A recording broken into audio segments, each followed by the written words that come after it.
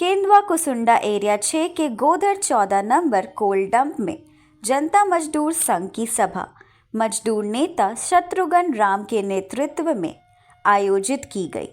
मुख्य अतिथि के रूप में महामंत्री अभिषेक सिंह उर्फ गुड्डू सिंह पहुंचे, जिनका मजदूरों ने गर्मजोशी से स्वागत किया। सभा में मजदूरों ने अपनी समस्याएं रखी।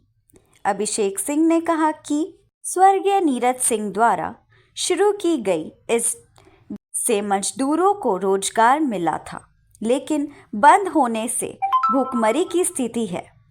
उन्होंने आश्वासन दिया कि जल्द ही कुसुंडा महाप्रबंधक से बात कर समाधान किया जाएगा।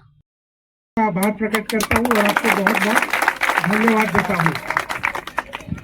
ये बात सही है कि बीच में कुछ कठिनाई आई थी, जिसके वजह से हम लोगों का यहाँ आना जाना कम हो गया था और आप लोगों के ऊपर बीसीसीएल प्रबंधन और यहाँ पे जो भी रंगदार लोग हैं उन लोगों का अतिक्रमण रहा, उन लोगों का शोषण रहा, जिसकी यातना आपको झेलनी पड़े, जिसके कारण आप लोगों के डंप में कोयला देना बंद हो गया और कम कर दिया।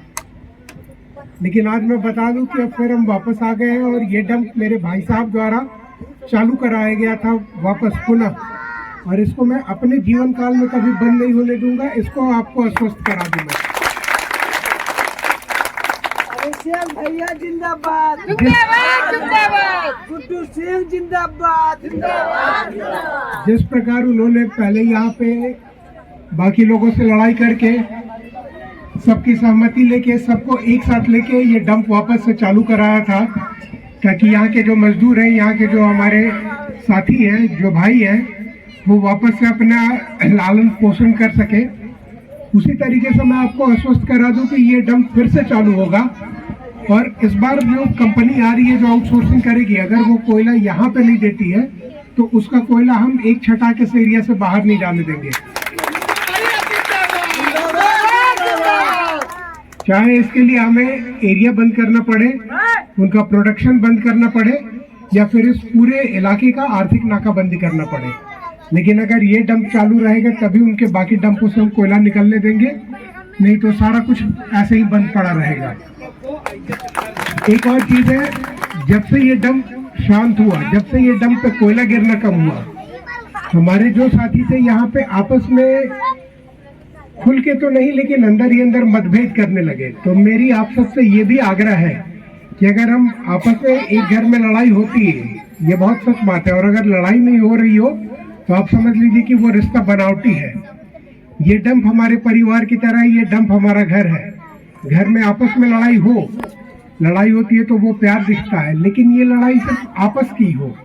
ये लड़ाई को अगर हम बाहर लेके जाएंगे, बाहर वालों को दिखाएंगे कि हम आपस में लड़ रहे हैं, या बाहर वालों को अपनी कमजोरी बताएंगे, तो इसका वो फायदा उठा के जैसा अभी उन लोग देखिए बीच में कुछ अपरिहार्य कारण था, जिसके कारण हम लोग यहाँ पे बहुत जागरूक नहीं रहे, जिसकी वजह से ये डंप के साथ छलावे से या धोखा देके डंप का कोयला धीरे धीरे बंद कर दिया गया।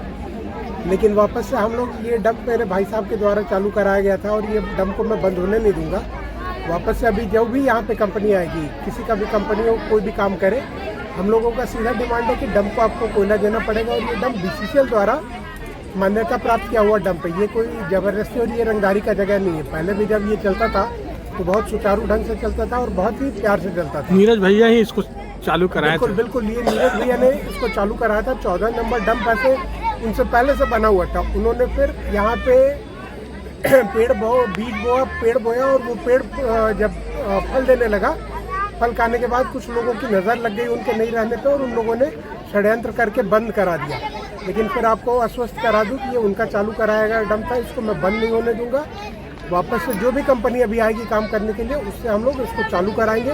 बीसीसीएल से हम लोग बात करेंगे, बीसीसीएल से यहाँ कोयला गिराएंगे, और अगर कोयला नहीं देता है ये लोग तो फिर हम लोग बाध्य होकर इनकी आउटसोर्सिंग और ट्रांसपोर्टिंग को बंद करेंगे। मजदूरों को क्या यहाँ से कहना चाहेंगे? मजदूर उनसे जुड़े हुए थे, जो मजदूर यहाँ पे थे, उनसे बस यही आग्रह है कि वो एकत्रित रहे। इतने दिनों तक जैसे उन्होंने हम लोगों के ऊपर भरोसा दिखाया, मेरे संघ पे भरोसा दिखाया, वो वैसे ही कायम रहे। और उनको मैं जब भी ये कोयला आउटसोर्सिंग का परियोजना चालू होगा, आउटसोर्सिंग का परियोजना चालू होने के साथ उनका कोयला डिस्पैच चालू होगा और यहाँ कोयला मैं गिरवा के आऊँगा।